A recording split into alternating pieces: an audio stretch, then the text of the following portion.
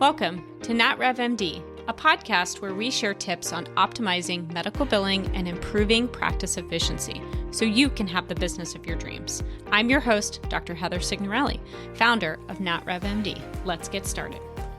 Welcome back to another week of the NatRevMD podcast. I am very excited to have with us this week a physician who has built an amazing practice. Even though it's been hard work, he's really built something that I think he should be proud of if he isn't already. So with that, I'd like to introduce Dr. Ahdoot, who's doing orthopedic surgery.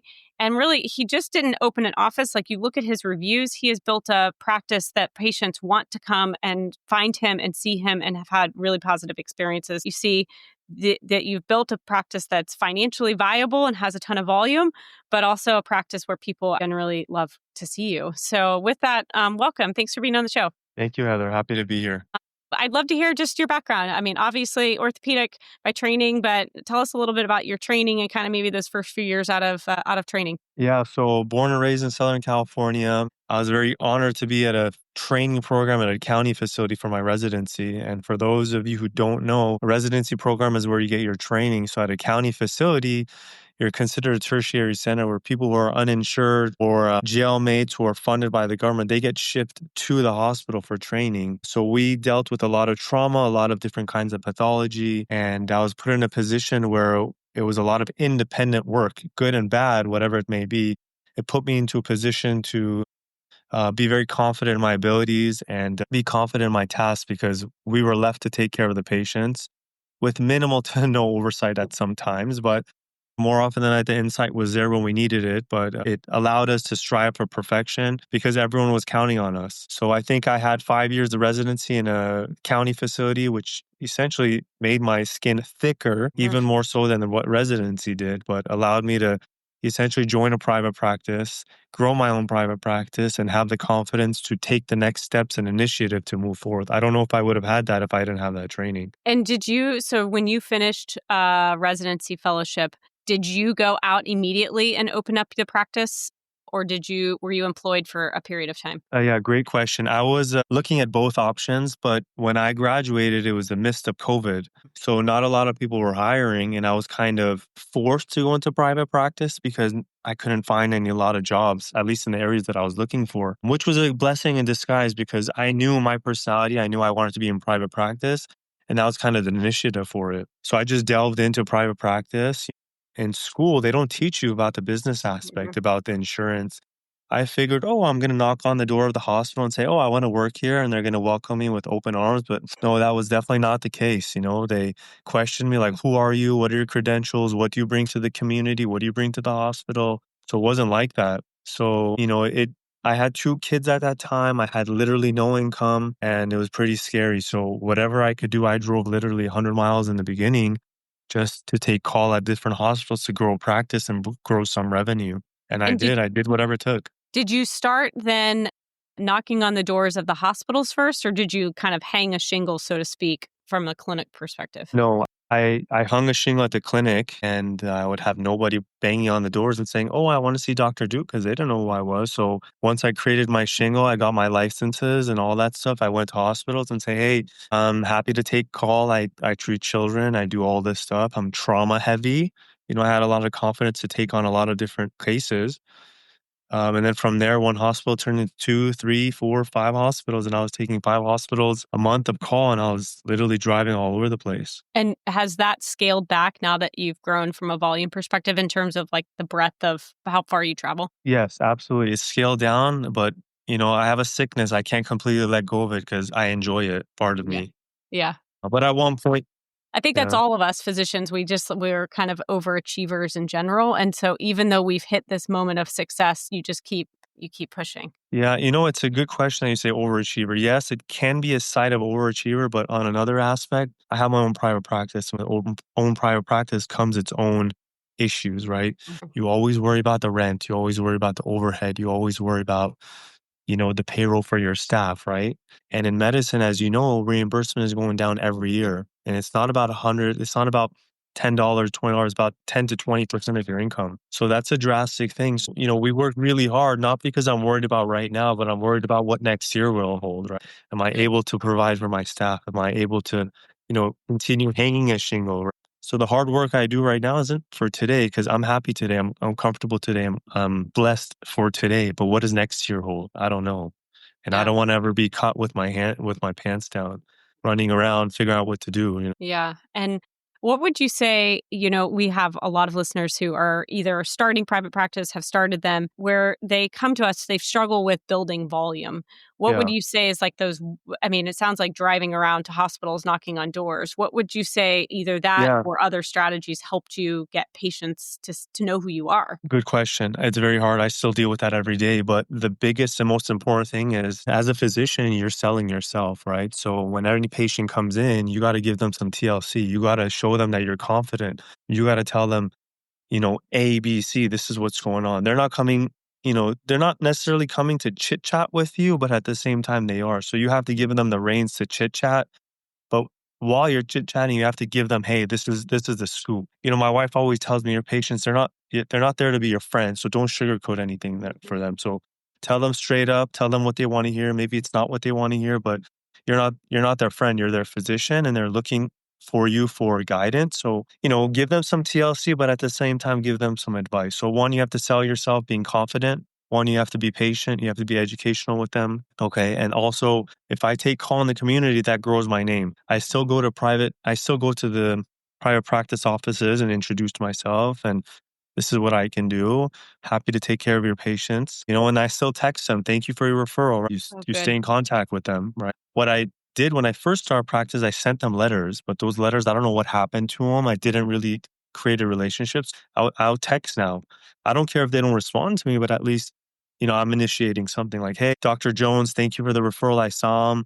We're going to see him back again in 4 weeks for this or that." Well, and again, that makes them think about you the next time, right? Even Yeah. if they don't respond, they're like, that was really nice. I got that response back. I know that, Mr. Jones or whoever was taken care of. And so even though you may not get that initial feedback or that immediate feedback to say, yeah, that worked, or they're going to send me more, from Yeah. your patient volume that as that has increased, right, that a combination of those activities are working, because otherwise you wouldn't be where you are now. But most importantly, you have to cater to the patient, right? So in this world, it's all about customer service. Amazon, why are they so successful? It's about customer service, right? So when these patients come, whether they want to talk to you for 1 minute and leave or when they want to talk to you for 30 minutes, you have to give them what they want, right? You got to treat people completely differently. There's no textbook or algorithm in doing so. If you feel and you're reading a patient and they want more attention, you got to give it to them. If you're reading another patient and they feel like, hey, surgery is not for them, then maybe, take it easy on talking to them about surgery. You got to feel them out, right? If I talk to every single person who walks in the door about surgery, I'm going to turn off 70% of patients that walk in, right? Because you got to feel them out, whether it's culturally, whether it's, what their expectations are, whether it's their job, whatever it is, you got to feel them out to see how you can better adjust them, right? I like that. Yeah. And I think it is part of the softer side of medicine that is a reality.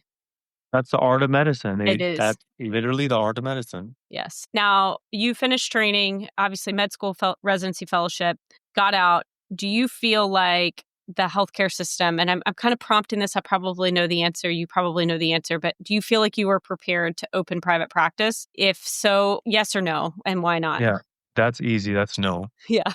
Again, I knew the answer to that, but I think it was one of the reasons why we started our company. It's one of the reasons why we started our podcast, because I don't feel like we're prepared for this. I was pushed into healthcare business side on day one of my after training. Some I knew, some I didn't. My family comes from healthcare administration, so I felt like I was around it, but it's still, I was kind of pushed into something. And it sounds like even though you were doing the pushing yourself, right? Like you chose to Yeah. go into private practice, you're having to figure it out as you go, right? But medicine doesn't correlate into how to speak to patients, be confident when you speak to them, give them options. It doesn't teach you that stuff. It teaches you, you read something and they expect you to go, verbatim and tell a patient that. But no one walks into the door and says, "Hey, I'm on textbook page 66. What are you doing for me?" Right? So in addition to learning to become a doctor, right? Learning to become someone people are looking up to for advice, you got to learn the business aspect of it, right?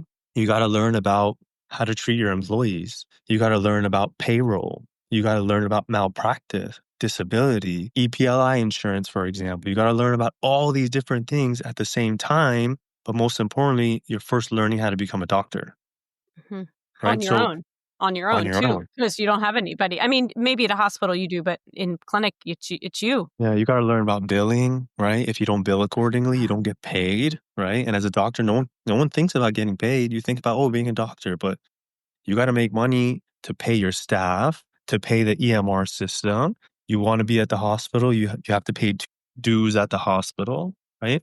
You got to pay all these things. My first, I don't know, maybe year in practice, I was literally in the negative. I was red because I was just spending for marketing, spending for licenses I had no idea I needed to get, this and that, right? And the money wasn't coming in, but I was building. I was building a reputation and building all these things. So in the future, when patients want to come in, I have access to that stuff. No one teaches you these things. I'm still learning myself 3 or 4 years into it. And did you have a mentor at all, or is it just you figuring it out? No, just me figuring it out. Figuring it out. Yeah, And, you have a family, so you're yeah. married, you have kiddos. Um, you know, did you have a good way, or do you have a good way, right, even now today, to balance those? I mean, because it is hard in the beginning, and you are fighting for covering the mortgage and the staff and all the things. Like, how did you do that personally, or are you still trying to figure that out? A great question. It's a great question. So life doesn't get easier. Your Yeah. job doesn't get easier, right? What you become better at is maximizing your time or your efficiency, right? So maybe in the beginning, I saw 6 patients and I was overwhelmed and I'd get home at, 5 p.m. Now you see, more patients and you're still doing the same amount of work, or you're doing 10 times more work, but you're leaving in the same amount of time. It's because you become more efficient. So in the beginning, my wife understood that priority was, to provide for the family because we were starting up. We had literally nothing and no support. Thereafter, things started to change. We had more children, more expenses, right? So I had to work harder, but also I knew, and this is a personal thing, I wanted to be more available for my wife and my family, right? Mhm. So I prioritize that. I work really, really hard during the day so I don't have to work later into the evenings and go home and spend time with my family. And when I am home with my family, I compartmentalize myself. I'm home, phone's off.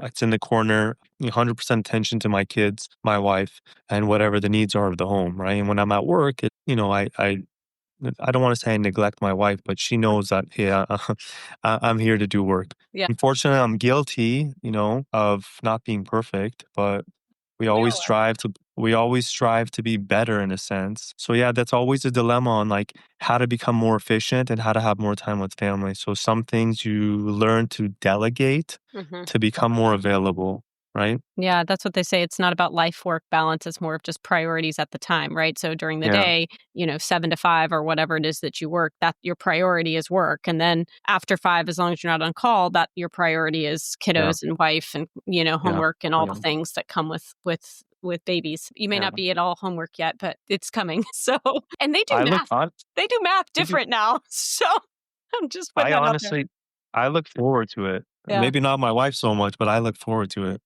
I will have to say homework is fun. I mean, again, we were doing the Pennant Square with my son this past weekend. He's 7th grade. So, and that was actually fun because it was something that, we know very Yeah, yeah, well. So I'm like, yeah, okay, yeah, this one I can help with. yeah, yeah. Yeah, it's nice to see how them grow, what they're actually learning and obtaining, right? It's crazy. These kids, my daughter, I'll tell her one thing, and it's the next day she's excelling in what I just said, and I'm like, wow, that's bizarre. And then my other kid, I can tell him the same thing 20 times, and it's just like oblivious to it. They're all You different, know, right? they're They're all all so different. different. They're all Yeah, so they're all so different. different, and it's a blessing watching them progress and matriculate, whether that's in school or social atmosphere. That's another reason why I joined private practice, because if my daughter has a ballet recital, I want to be able to tell my staff, hey, cut it short today. I want to go. Yeah. Right. And in a real world setting, when you're clocked in 9 to 5 as a physician, it's hard you got to request that time off like 3 months in advance. And I don't know what 3 months in advance. It's hard. Yeah. It's hard to do that. Yeah, I would agree. If you were to say, okay, these were the, 1, 2, 3 things that were the best things that I could have done for your practice those first few years, what would you say those are that made it successful so that you could pay the bills, pay your staff? Like, what were those 3 things that made such an impact? Drive. You Right. have to have the drive. Getting into private practice is not for everyone. And I'm not trying to deter anyone for it. but you personally have to have that drive to go out and go get it. If you feel like it's going to come to you, then you're wrong and it's probably not for you. So opening up a shingle with nothing to actually hang up, um, that drove me like, hey, where are the patients? Having a family with 2 kids at that point with nothing, that was made me driven. Like, I was like, hey, I gotta go. Another thing that was very helpful for me is I got one staff member, and that staff member did everything for me, like roomed patients, Is that helped me do Kelsey? all the, yeah. Okay. So she helped me do everything from the beginning. So we created a great relationship, and it excelled to now she's having help. She's hiring other people to help her. But I think you have to have a team member. You have to have a role model. You have to have someone that you can talk to and grow with. And Kelsey was that one person for me because I was going to multiple different offices, and she understood everything that I was doing, and she helped me expand and get the help that we required. So she knows my practice in and out. She knows all the things that I've done. She probably doesn't know all the struggles because you try to keep that from your staff. But nonetheless, yeah, so work culture is so important. You have to have a good work culture to allow it to grow. So everyone that we have in our office is interviewed by Kelsey and interviewed by me, and we all have to be on the same page. If there's one bad apple, then everything gets bad. So we want to make sure everyone is on the same accord and everyone's on the same page. And, throughout the day, we're texting each other. I joke around with some of them. We go have lunch, coffee, whatever it may be, because the culture is very important. You're with these people more than your family. So you want to make sure that they're happy to be there and you're happy to see them. And yeah. Yeah. So driven in culture. And I could not agree more with you with both of those, because grit, or just being able to withstand hard things and just keep pushing. Great. Yeah. It is business. There's this picture of like the linear relationship of time and business. And in your brain, you kind of think of it as a straight line from start to finish, up to down, which it's not Yeah. true, right? It's more of like this undulating, you have highs and then lows and then more highs and then lows. And that's just reality. And at the end, you're still moving in that same upward trajectory for most people, but it's not this like straight and narrow, easy peasy thing. I mean, it is. I mean, we've had the same thing. I mean, culture is huge, and we have a team of 70 people, and culture just is more important, I think, than I could have ever imagined, because you do Yeah. have one bad person and it spreads like wildfire, like Yeah. literally. So Yeah. That's hard to prevent, but you do the best you can. At least if you're aware of it beforehand, correct. it's something you can really take into consideration and take it more seriously. Like if someone comes in, you're desperate for work, maybe hold off if you have to. One good person is really good and one bad person is really bad. What is the saying? They hire slow, fire fast. And I think that's very accurate. You take your time if you can, hiring the right person. Yeah. And if it's a bad apple that's bad across multiple different things that you can't coach up, it's Yeah. time to go. Yeah. And everyone wants to feel wanted and needed, right? Yeah. So yeah. Yeah, agree. Any last words of advice for somebody who's finishing training and hoping to start their own practice? Yeah, be confident, research a lot, ask for help. Don't be shy. And remember, these or whoever it is are working with you or for you. Um, they excel based off of your confidence. So you show confidence, you show grit, you show delegation power, then they'll follow your footsteps. So be confident, take the next step. It's okay to make mistakes in life. We all do. You learn from them even more so. So make the mistakes and just improve upon them. I like it. Well, it's been great working alongside you and your team. You've built a really great thing you should be very, very proud of. I mean, and it's funny, I was doing research for this podcast and reading all of your reviews from patients, and they love you. So you've made an impact on many different patients. So you should be very proud. I try to show the reviews to my wife too, so she loves me just as much. But she'll get it. She'll understand. Is she in medicine or no? She's not in medicine. Yeah. So, the beginning was actually a little tougher because of that. She didn't understand you're on call. What does that mean? You go in the middle of the night? Like a lot of things she didn't understand. Yeah. Even till this day, it's like, I got to explain, hey, I got to go in. It's for this. Like, what do you mean? We're with the kids. Yeah. But, being supportive is very important, right? So if you guys want to go into private practice, make sure your significant other, whoever that may be, understands that you're on the clock 24 hours. And, as a physician, we do take the oath that we prioritize patients and people first, unfortunately. But that's also Fortunately. Or fortunately, right? You got to have good doctors. At the end of the day, that's what this is about. Yeah. So, Yeah. Well, again, you should be very proud of what you've got. And it's a great practice, and love working with your teams.